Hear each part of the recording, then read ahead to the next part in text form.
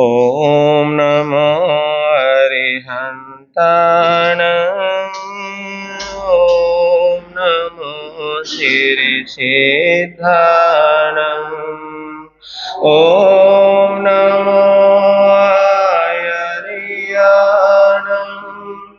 ॐ नमो वज्रायणं नमो लोय सब साहुणं एषो पञ्च नमो एषो पञ्च नमोकारो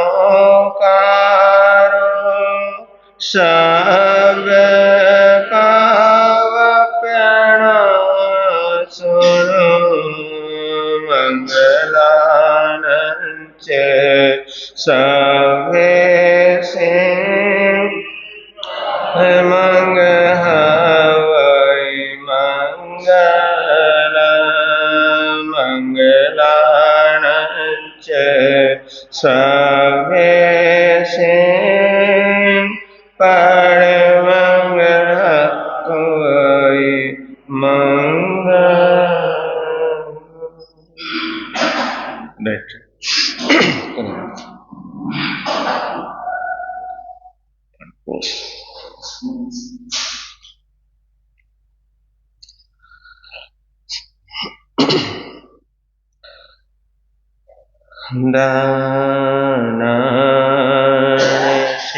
दानशेषं अभेपयानं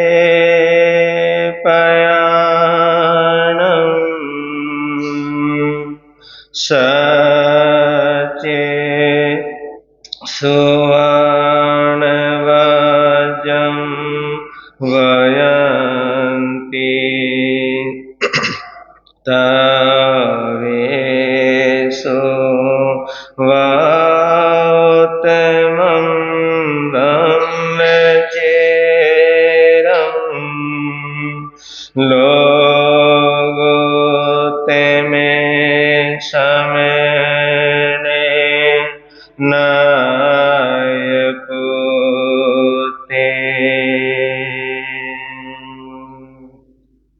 गुरु श्री राम मुनि जी को मेरा हो प्रणाम,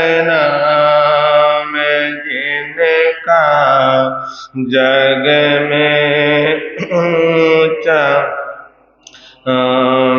जिनका जग में ऊंचा नाम।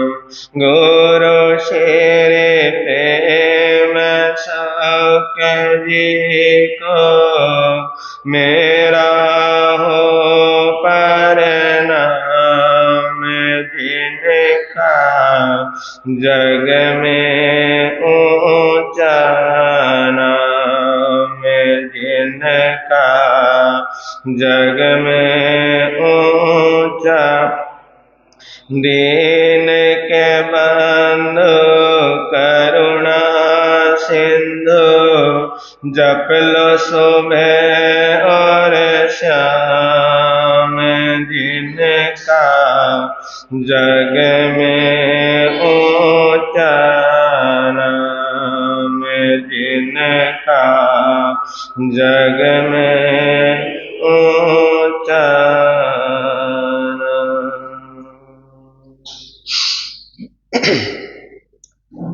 सबसे पहले शासनपति श्रमण भगवान महावीर स्वामी की सदाकाल जय हो विजय हो। ध्यान योगी आचार्य सम्राट पूज्य श्री शिव मुनि जी महाराज साहब, जिन शासन गौरव पूज्य गुरुदेव श्री राम जी महाराज साहब, संग गौरव पूज्य गुरुदेव श्री प्रेम सुख जी महाराज साहब, महाशरमण पूज्य गुरुदेव श्री सतीश मुनि जी महाराज साहब, संग रतन उपाध्याय गुरुवर पूज्य गुरुदेव श्री रविंद्र मुनि जी महाराज साहब, इन सभी गुरु भगवंतों के चरणों में शत वंदन, शत वंदन, शत वंदन। पूज्य मुनि जी, उपस्थित धर्म प्रेमी बंधुओं तथा माता बहनों, आपके समक्ष कुछ देर के लिए कुछ कहूं उससे पहले गीत की कुछ पंक्तियां हम सब भी मिलकर बोलने का भाव रखेंगे, चिंतन और मनन करने का साथ साथ भी भाव रखेंगे। जीवा पर हो नाम तुम्हारा, जीवा पर हो नाम तुम्हारा, प्रभुवर ऐसी भक्ति दो, संभावों से कष्ट सहूं बस, मुझ में ऐसी शक्ति दो, संभावों से कष्ट सहूं बस, मुझ में ऐसी शक्ति दो। जिह्वा पर हो नाम तुम्हारा, जिह्वा पर हो नाम तुम्हारा, प्रभुवर ऐसी भक्ति दो, संभावों से कष्ट सहूं बस, मुझ में ऐसी शक्ति दो, मुझ में ऐसी शक्ति दो। किन जन्मों में कर्म किए थे, आज उदय में आए हैं, कष्टों का कुछ पार नहीं है, मुझ पर वो मंडराए हैं। किन जन्मों में कर्म किए थे, आज उदय में आए हैं, कष्टों का कुछ पार नहीं है, मुझ पर वो मंडराए हैं। डिगे न मन मेरा समता से, डिगे न मन मेरा समता से, चरणों में अनुरक्ति दो, संभावों से कष्ट सहूं बस, मुझ में ऐसी शक्ति दो, संभावों से कष्ट सहूं बस, मुझ में ऐसी शक्ति दो। जीवा पर हो ना जीवा पर हो नाम तुम्हारा, प्रभुवर ऐसी भक्ति दो, संभावों से कष्ट सहूं बस, मुझ में ऐसी शक्ति दो, मुझ में ऐसी शक्ति। कायिक दर्द भले बढ़ जावे, किंतु मुझ में सोव न हो, रोम रोम हो पीड़ित मेरा, किंचित मन में सोव न हो। कायिक दर्द भले बढ़ जावे, किंतु मुझ में सोव न हो, रोम रोम हो पीड़ित मेरा, किंचित मन में सोव न हो। दीन भाव नहीं आवे मन में, दीन भाव नहीं आवे मन में, ऐसी शुभ अभिव्यक्ति दो, संभावों से कष्ट सहूं बस मुझ में ऐसी शक्ति दो। संभावों से कष्ट सहूं बस मुझ में ऐसी आर्त ध्यान नहीं आवे मन में, दुख दर्दों को पी जाऊं। ध्यान लगा लो प्रभु चरणों में, हंस हंस कर मैं जी जाऊं। आर्त ध्यान नहीं आवे मन में, दुख दर्दों को पी जाऊं। ध्यान लगा लो प्रभु चरणों में, हंस हंस कर मैं जी जाऊं। रोने से ना कष्ट मिटे, रोने से ना कष्ट मिटे, यह पावन चिंतन शक्ति दो।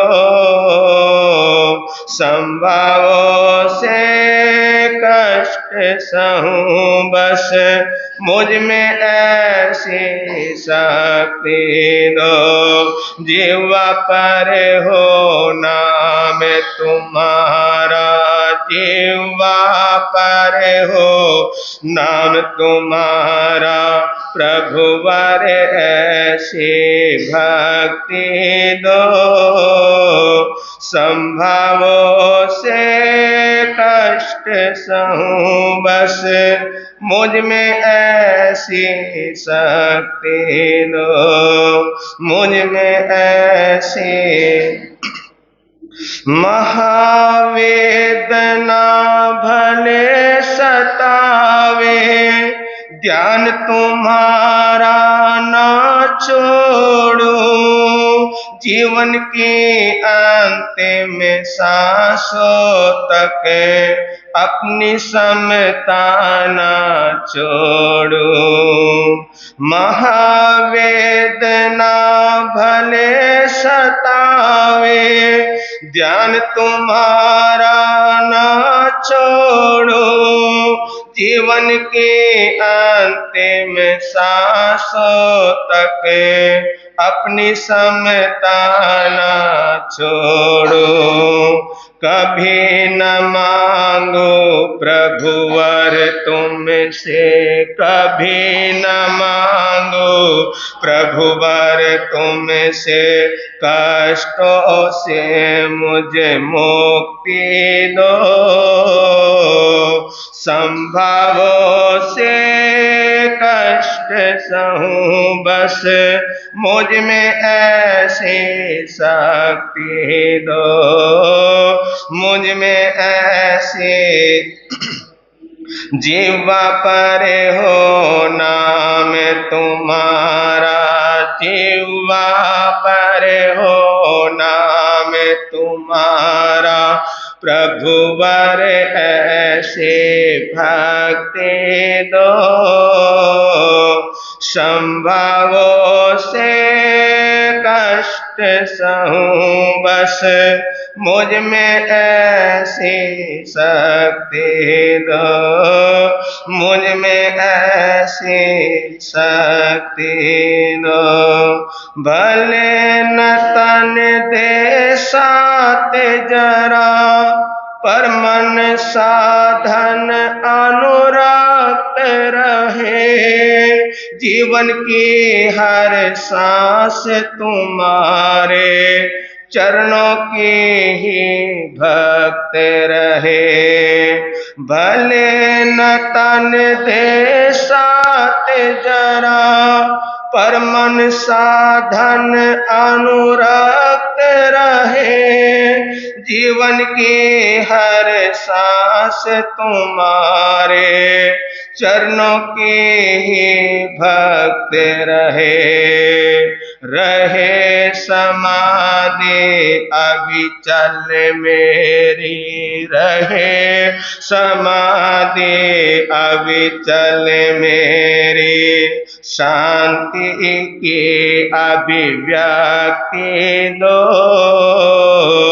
संभवों से कष्ट सहूं बस मुझ में ऐसी शक्ति दो, संभवों से कष्ट सहूं बस मुझ में ऐसी शक्ति दो, जिह्वा पर हो नाम तुम्हारा, जिह्वा पर हो नाम तुम्हारा, प्रभुवर ऐसी भक्ति दो,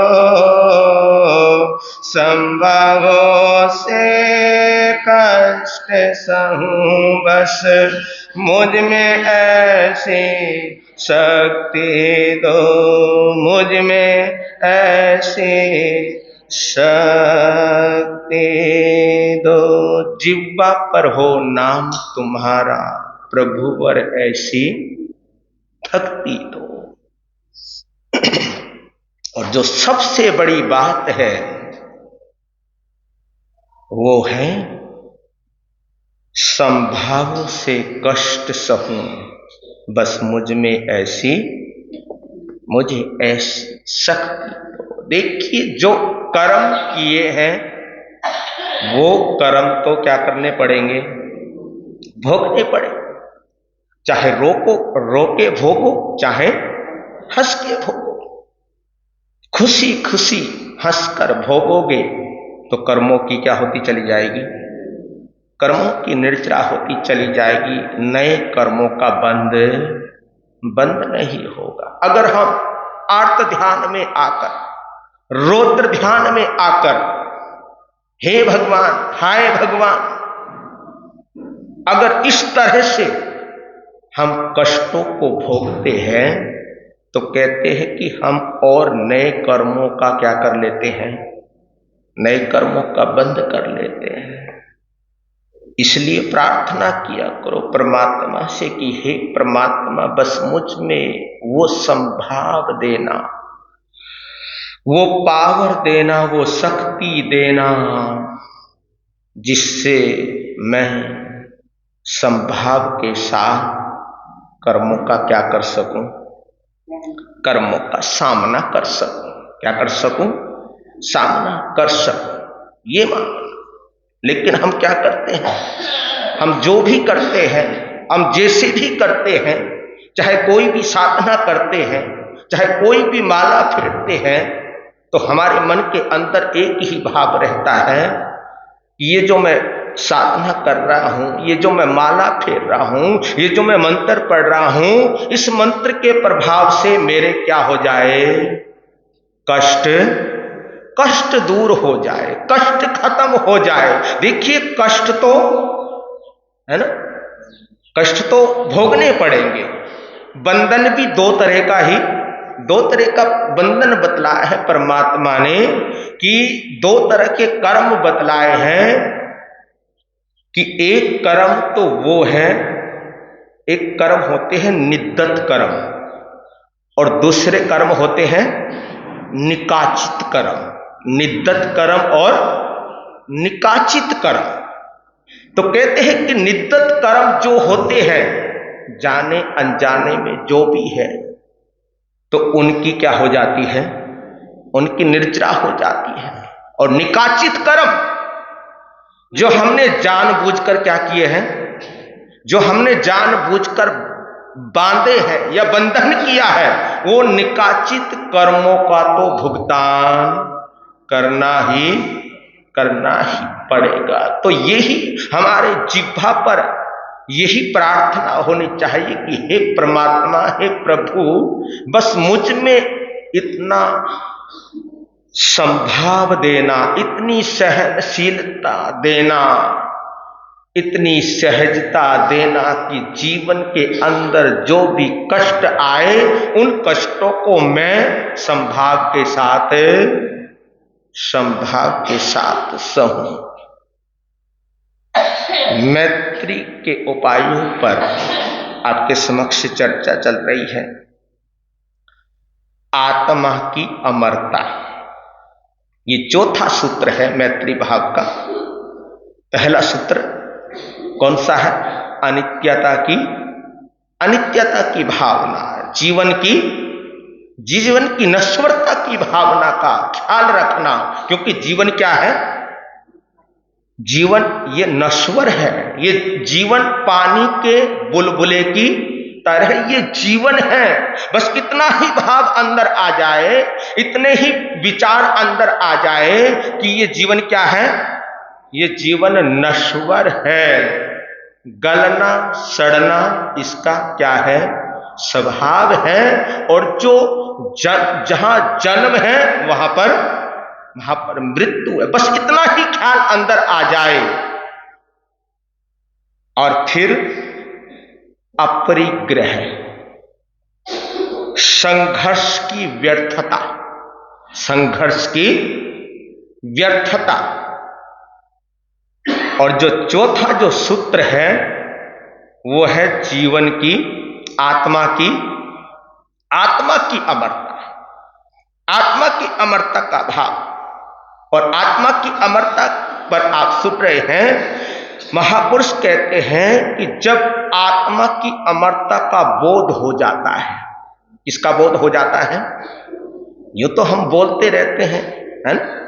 आत्मा को समझो, आत्मा को जानो, आत्मा को पहचानो, लेकिन बोलना कहना बड़ा आसान है।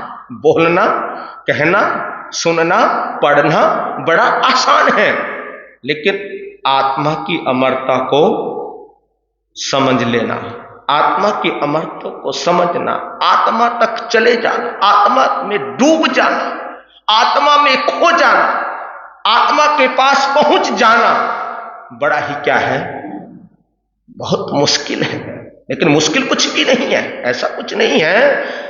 ऐसा कोई भी काम नहीं है जो क्या है?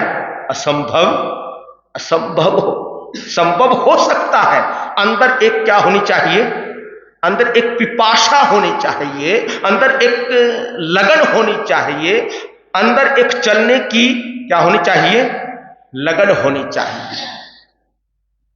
तो जब अंदर चलने की लगन होती है तो वो अपनी मंजिल पर पहुंच ही जाते हैं।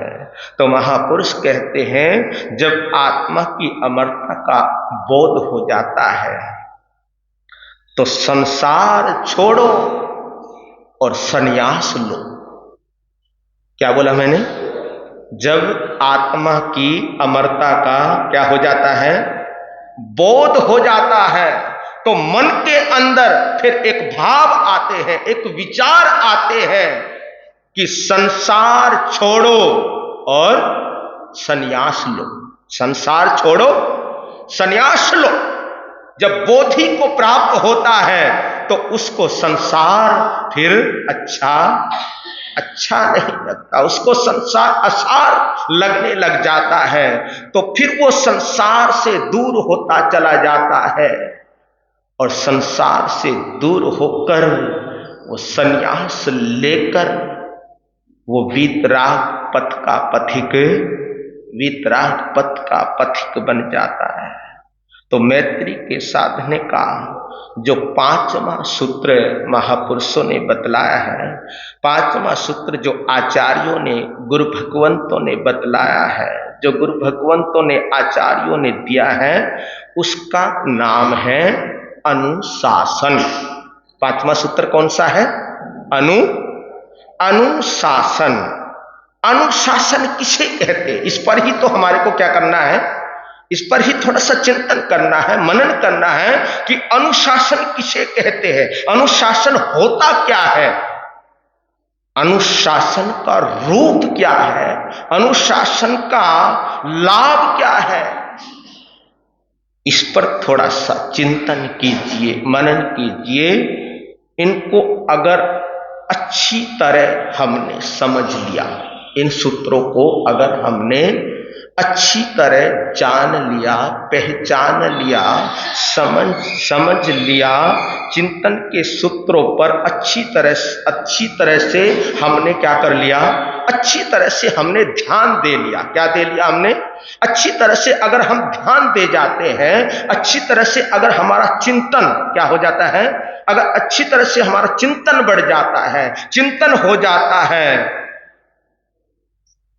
तो आपका जीवन अनुशासित हुए बिना नहीं रह सकता। यही तो है। कई बार हम सुनते हैं और सुनकर उन सूत्रों को क्या कर देते हैं, उन सूत्रों को छोड़ देते हैं। लेकिन जो सूत्रों के ऊपर गहन अध्ययन करते हैं, चिंतन करते हैं, मनन करते हैं, तो पढ़ना और सुनना उन्हीं के लिए क्या हो जाता है, वो उन्हीं के लिए सार्थक हो जाता है। और जो सोचते हैं, बस ये सोचते हैं कि चलो पढ़ना है, नियम लिया है कि 1 घंटा या आधा घंटा या जितनी मिनट का हमने नियम लिया है, गुरु महाराज ने नियम दिया है, हमने क्या करना है, हमने स्वाध्याय करना, बस नियम लिया है भैया, हमने क्या करना है, हमने स्वाध्याय करना है। संत आए हैं, चलो सत्संग में जाना है, प्रवचन में जाना है, सुनना है और सुनकर आ जाना है। जिनके ऐसे भाव होते हैं, ऐसे विचार होते हैं, उनके जीवन के अंदर फिर परिवर्तन आ ही नहीं सकता। परिवर्तन किसके जीवन के अंदर आता है? जो सुनकर उन सूत्रों पर क्या करता है, चिंतन करता है, मनन करता है और उन सूत्रों के ऊपर अपने जीवन को चलाने का क्या करता है, चलाने का प्रयास करता है। उन सूत्रों का अपने जीवन के अंदर आचरण करता है, उन सूत्रों को आचरण में लेकर आता है। तभी तो जीवन क्या होता है, तभी जीवन परिवर्तित होता है। तो अनुशासित व्यक्ति मैत्री भाव की आराधना कैसे करे? जो अनुशासित व्यक्ति होता है वो मैत्री भाव की आराधना कैसे कर सकता है, किस प्रकार कर सकता है, कैसे कर सकता है, इसके बारे में थोड़ा सा क्या करना है, थोड़ा सा हमारे को चिंतन करना है, मनन करना है। इसकी मोटी सी परिभाषा महापुरुषों ने बतलाई है। अनुशासन की जो परिभाषा बतलाई है वो मोटी सी परिभाषा में आपको बतला देता हूं कि शासन के अनुकूल, किसके अनुकूल?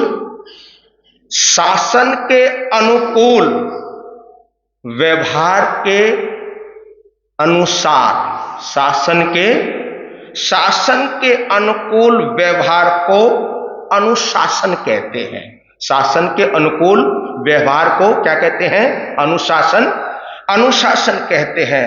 और आसान शब्दों में कहो तो जीवन के ये जो हमारा जीवन है, जिस जीवन को हम क्या कर रहे हैं, जीवन को हम जी रहे हैं, जीवन के अनुकूल व्यवहार को अनुशासन, जीवन के अनुकूल व्यवहार को अनुशासन कहते हैं। या यूं कहूं अपनी आत्मा के अनुकूल, अपनी आत्मा के अनुकूल व्यवहार को अनुशासन कहते हैं, न कि मन और इंद्रियों के अनुकूल व्यवहार को अनुशासन कहते हैं। आत्मा के अनुकूल व्यवहार को क्या कहते हैं? अनुशासन कहते हैं। क्योंकि इंद्रियां तो हमारे को क्या कर सकती है? इंद्रियां तो हमारे को भटका सकती है। इंद्रियां तो हमारे को इधर उधर ले जा सकती है। इंद्रियां तो हमारे से पता नहीं क्या क्या पाप करा सकती है। तो इंद्रिय के अनुसार चलना, इसको अनुशासन नहीं कहते हैं। आत्मा के अनुशासन व्यवहार को अनुशासन कहते हैं। देखिए, जीवन में मन भी है, और आत्मा भी है। इस जीवन में क्या है? जीवन के अंदर मन भी है और आत्मा भी है। जब हम मन के अनुकूल व्यवहार करते हैं, किसके अनुकूल करते हैं? जब हम अपने मन के अनुकूल कुछ करते हैं, व्यवहार करते हैं, तो कई बार पतनोमुख भी हो जाते हैं। क्या हो जाते हैं? पतनोमुख मतलब नीचे नीचे की ओर गिर जाते हैं, पतन के गर्त में चले जाते हैं। हमें अपना व्यवहार क्या करना है? हमें अपना व्यवहार साधना है, और यही तो साधना है। यही क्या है? यही तो महावीर की साधना है। महावीर की साधना से अपने जीवन को क्या करना है? अपने जीवन को साधना है, जीवन का निर्माण करना है, जिससे या जिसके माध्यम से अपना स्वयं का कल्याण तो होगा ही होगा, लेकिन जो भी उसके संपर्क में आएगा, जो भी किसके संपर्क में आएगा? जिसका जीवन क्या हो गया है? जिसका जीवन सद गया है, जिसका जीवन सद गया है, ऐसे सदे हुए जीवन के जिसके संपर्क में अगर कोई और भी आ जाता है, तो उसके जीवन का भी क्या हो जाता है? उसके जीवन का भी कल्याण हो जाता है, उसके जीवन का भी उद्धार हो जाता है। आपके व्यवहार से, आपकी सुगंध से उसका चिंतन क्या हो जाता है? जब आपका व्यवहार अच्छा होता है किसी के प्रति, क्या होता है? जब आपका व्यवहार किसी के प्रति भी अच्छा होता है, जब आपके जीवन के अंदर से संयम रूपी सुगंध उठती है, साधना रूपी सुगंध उठती है, तो उस सुगंध से उसका चिंतन भी क्या हो जाता है? आने वाले का उसका चिंतन भी बदल जाता है। आपके जीवन को देखकर उसके जीवन में भी क्या आने लग जाता है? बोलो, परिवर्तन। उसके जीवन के अंदर भी परिवर्तन आने लग जाता है। तो ये आपकी क्या होगी? इसमें आपकी ही कमाई होगी, इसमें आपकी ही महानता होगी, इसमें आपकी ही बुद्धिमत्ता होगी, इसमें आपकी ही समझदारी होगी कि देखिए, अपने जीवन को तो आपने सार्थक बनाया है, अपने जीवन को अच्छा बनाया है, लेकिन जो तुम्हारे संग लग गया, जो तुम्हारे नजदीक आ गया, उसका जीवन भी क्या हो गया? उसका जीवन भी बदल गया। जैसे आप किसी को प्रेरणा देते हो, है ना? क्या करते हो? प्रेरणा देते हो किसी अच्छे काम के लिए। किसके लिए? किसी अच्छे काम के लिए आप किसी को सद प्रेरणा देते हो, कहते हो कि भैया देखो, ये जीवन मिला है और ये जीवन का कोई भरोसा नहीं है। जीवन के अंदर तुम अच्छा कर लिया करो, कुछ धर्म ध्यान कर लिया करो, कुछ सामायिक संवर्ग कर लिया करो, कुछ पाठ पूजा कर लिया करो, प्रवचन में आ जाया करो, सत्संग में आ जाया करो, जाप में आ जाया करो। जब आप लोग ऐसी किसी को प्रेरणा देते हैं और उस प्रेरणा से वो व्यक्ति आप प्रभावित होता है और फिर वो आता है, कुछ करता है, धर्म ध्यान करता है, तो उसमें भी आपको धर्म दलाली क्या मिलती है? आपको उसमें भी धर्म दलाली मिलती है, क्योंकि आपके कहने से वो कहां पर आया है? वो अच्छी जगह पर आया है। कहां पर आया है? अच्छी जगह पर आया है, किसी धर्म स्थान में गया है, किसी मंदिर में गया है। अगर मंदिर में जाकर उसके जीवन के अंदर परिवर्तन आ जाता है, अगर धर्म स्थान में जाकर उसका जीवन ही बदल जाता है, उसकी सोच बदल जाती है, उसके विचार बदल जाते हैं, उसके भाव बदल जाते हैं और उसका जीवन सुंदर, अच्छा, प्रभावशाली बन जाता है, तो इसमें श्रेय आपको भी जाता है। इसमें धर्म दलाली आपको भी मिला करती है। तो इसी को तो महानता कहते हैं। इसको क्या कहते हैं? इसी को महानता कहते हैं। तो आपके चारित्र का दूरगामी प्रभाव आपके जो जीवन आप जी रहे हो, आपके चारित्र का दूरगामी प्रभाव आपके सानिध्य में आने वाले, आपके पास आने वाले प्रत्येक व्यक्ति पर क्या होता है, प्रत्येक व्यक्ति पर पड़ेगा, जरूर पड़ेगा, ऐसी कोई बात नहीं है। और आपने तो सुना ही है कि जैसा संग है वैसा वैसा रंग, जैसी संगति है ना, बोलते हैं ना कुछ ऐसा ऐसा, उस रंग में व्यक्ति क्या हो जाता है, रंग जाता है। अरे भैया, ज्ञानियों से ज्ञान की बात करोगे तो ज्ञानी हो जाओगे। क्या हो जाओगे? ज्ञानियों से अगर ज्ञान की बात करोगे तो ज्ञानी हो जाओगे, और मूर्ख से मूर्खों वाली बात करोगे तो क्या हो जाओगे, क्या कहलाओगे? मूर्ख ही कहलाएंगे। तो प्रत्येक व्यक्ति के ऊपर असर पड़ता है। ऐसी बात नहीं है कि हमारे जीवन का, हमारे चारित्र का असर नहीं पड़ता है। प्रत्येक व्यक्ति के ऊपर असर पड़ता है, चाहे वो अच्छा हो चाहे वो बुरा हो, उसके ऊपर असर जरूर पड़ता है। यदि उसका जीवन भी सदचारित्री बन जाए, यदि उसका जीवन भी क्या बन जाए, सदचारित्री बन जाए, तो समझिए आपने अपने जीवन के अंदर कुछ पाया है, आपने अपने जीवन के अंदर कुछ हासिल किया है। देखिए, आपका बच्चा स्कूल नहीं जाना चाहता है ना, बच्चा क्या है, छोटा है, और ये आपने देखा भी होगा, ये अनुभव भी किया होगा। मैं आपके अनुभव की बात आपको ही मैं क्या कर रहा हूं, शेयर कर रहा हूं, आपको बतला रहा हूं कि आपका बच्चा कहां नहीं जाना चाहता। आपका बच्चा स्कूल में नहीं जाना चाहता। पढ़ाई में अभी उस बच्चे की क्या नहीं है, पढ़ाई में अभी उसकी बच्चे की रुचि, उस बच्चे की रुचि नहीं है, और वो ममता के आंचल में क्या है, ममता के आंचल में पला है। ममता का आंचल उस बच्चे ने क्या किया हुआ है, पकड़ा हुआ है, जकड़ा हुआ है, और दिल नहीं चाहता कि मां के आंचल को मैं छोड़कर कहीं जाऊं, क्योंकि मां के आंचल की जो छाया है, उस छाया को मैं छोड़ना नहीं चाहता। परंतु माता पिता जानते हैं। कौन जानते हैं? माता पिता एक बात जानते हैं। कौन सी बात?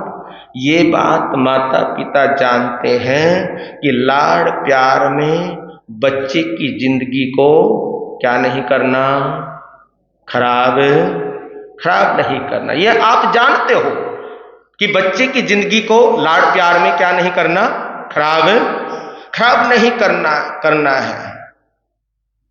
बच्चे की जिंदगी खराब नहीं करनी है। बच्चे ने तो मां के आंचल के सिवाय कुछ और देखा ही नहीं, कुछ और उसने जाना ही नहीं। इसलिए बच्चा कहता है मैं नहीं जाऊंगा, मैं नहीं जाऊंगा। रोता है। क्या करता है बच्चा?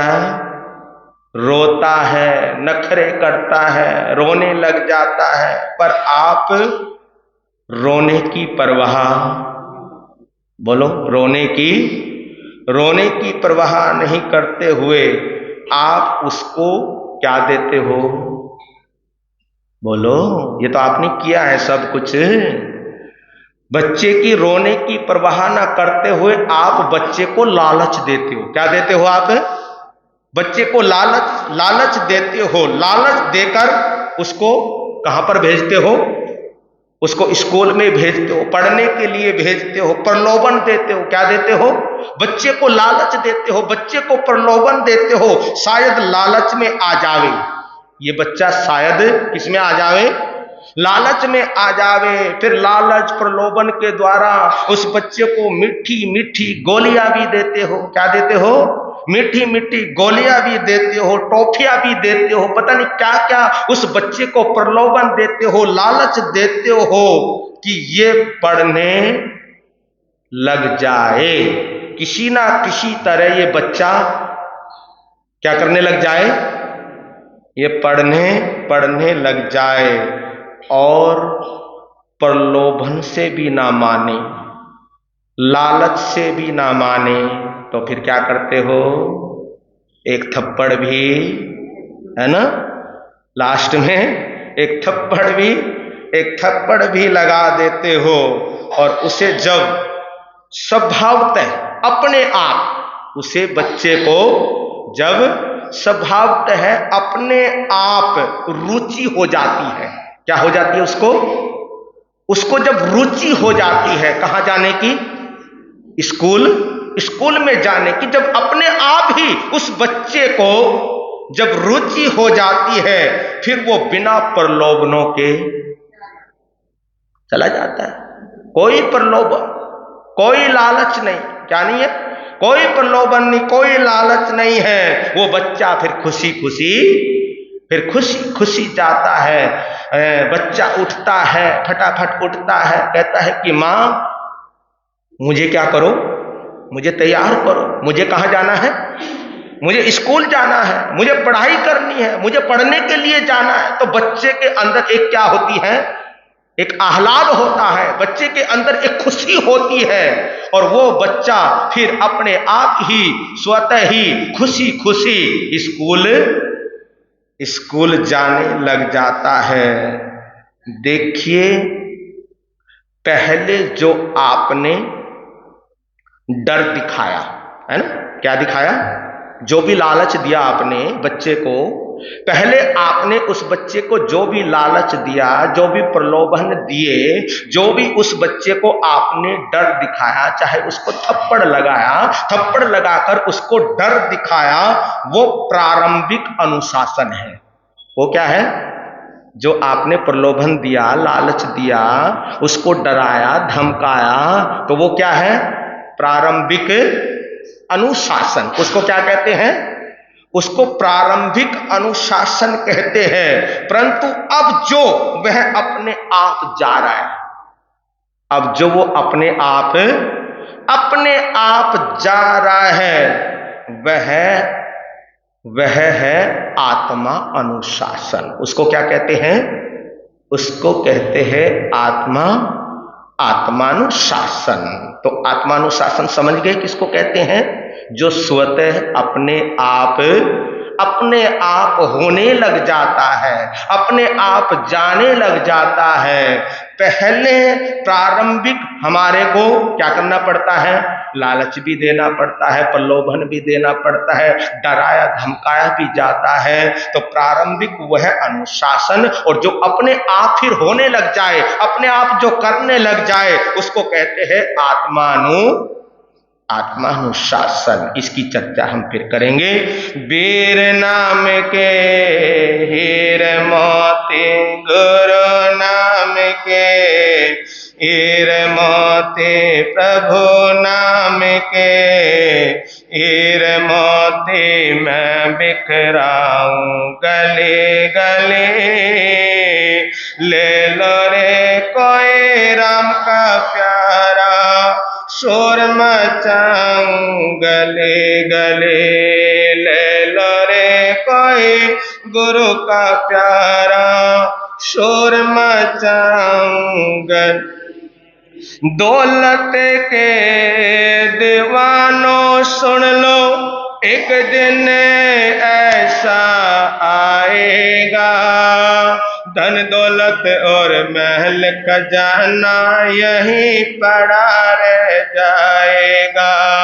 अरे धन दौलत और महल खजाना यहीं पड़ा रह जाएगा। सुंदर काया मिट्टी बनेगी, सुंदर काया मिट्टी बनेगी, चर्चा होगी गले गले, ले लो रे कोई राम का प्यारा, शोर मचाऊं गले गले, ले लो रे कोई गुरु का प्यारा, शोर मचाऊं गले गले। जिसने ये सब मोती लूटे वो तो माला माल हुए। दौलत के जो बने पुजारी आखिर वो कंगाल हुए। अरे दौलत के जो बने पुजारी आखिर वो कंगाल हुए। सोना चांदी वालों सुन लो, लोहे कपड़े वालों सुन लो, अरे नदौने वालों सुन लो, बात सुनाऊं करे करे। ले लो रे कोई राम का प्यारा, शोर मचाऊं गले गले। ले लो रे कोई गुरु का प्यारा, शोर मचाऊं गले गले। हो पीर नाम के हीरे मोती, गुरु नाम के हीरे मोती, प्रभु राम के हीरे मोती मैं बिखराऊं गले गले। ले लो रे कोई राम का प्यारा, शोर मचाऊं गले गले। ले लो रे कोई गुरु का प्यारा, शोर मचाऊं गले गले। हो शोर मचाऊं, शोर मचाऊं, शोर मचाऊं गले गले। आज का नियम प्रत्याख्यान पचखान रहेगा कि आज के दिन आपने, क्योंकि आज ज्ञान पंचमी है और ज्ञान पंचमी की आप आराधना कर सकते हो, उपवास के साथ कर सकते हो। अगर उपवास नहीं हो पाता तो आइंबिल कर सकते हो, अगर आइंबिल भी नहीं हो पाता तो एकाशने की आराधना आप कर सकते हो। तो आज के दिन तप के साथ साथ जप भी कर सकते हैं। तो ओम नमो नारायणाय, है ना। ओम ज्ञान मुद्रा में बैठकर ओम नमो नारायणाय की वैसे तो 20 माला फेरते हैं। कितनी माला फेरते हैं? 20 माला ओम नमो नारायणाय की फेरते हैं और 51 माला लोगस के पाठ की करती है। जितना भी आपसे हो सके, एक माला हो तो एक माला आप क्या कर सकते हो, एक माला कर सकते हो, एक लोगस कर सकते हो, जितना भी आप समझो उतना आप कर सकते हो। देव गुरु धर्म की शक्ति से। पण बो श्रामी